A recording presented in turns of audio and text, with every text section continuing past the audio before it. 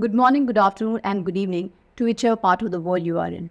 Hello, I'm Major Namrata Dasmana, and today we'll talk about de-dollarization. Why do most of the countries want to reduce their dependency on dollar? Yes, I'm talking about the US dollar. The research shows till last year, 60% of the world's foreign exchange reserves were in dollars. Yet, the number has declined significantly and the countries are now following de-dollarization. Let me first explain you why US dollar is unstable.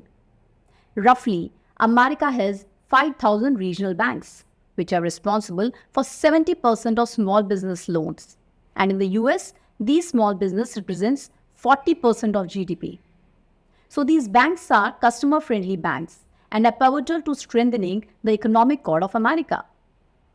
So interestingly, these small banks earn their business on relationships. And it is speculated that these banks have been the cornerstone of the small business and of middle America, forcing everyone to be now in a handful of commercial banks. So we have already seen the collapse of 3 regional banks. It is expected to have centralization of these banks in US to control the economy, which will be run by the academic elite people of America.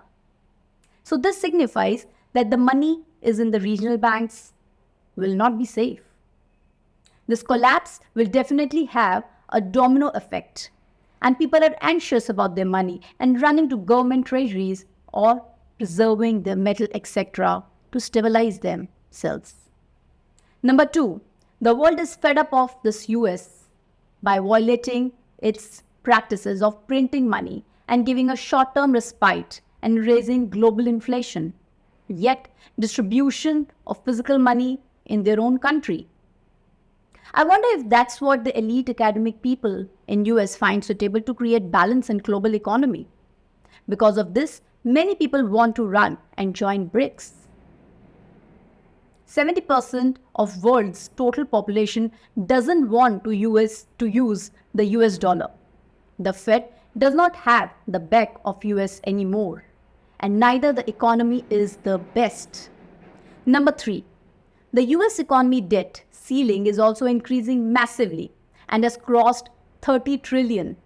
So the probability is the US will fail its debt payment and will dip into recession.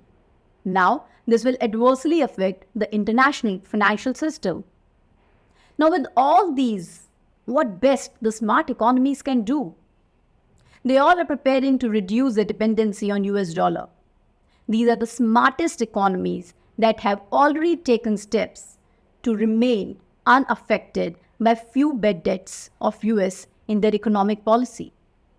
Russians have started using China-based cross-border transaction. China has also developed their people's currency in 2015 for their cross-border payments. BRICS' new development bank also encourages national currencies, and in July 2022, India started their operation in Vostro account in a few Indian banks to globalize our Indian rupee. Similarly, South African rand is also used in many countries. We have also seen the shift in Latin American countries by moving towards greater inter-regional trade. So this is the geopolitics of money, where most countries are now reducing the usage of US dollars, which was now dominant. Even though dollar and America have a lot on their shoulders when they replaced gold with the US dollar after World War II. But is United States of America following all practices instead of only blaming and preaching? So this is for those who have been sleeping and not paying close attention intentionally in the global market. Save yourself and wake up before another forex crash happens. Thank you and Jai Hind.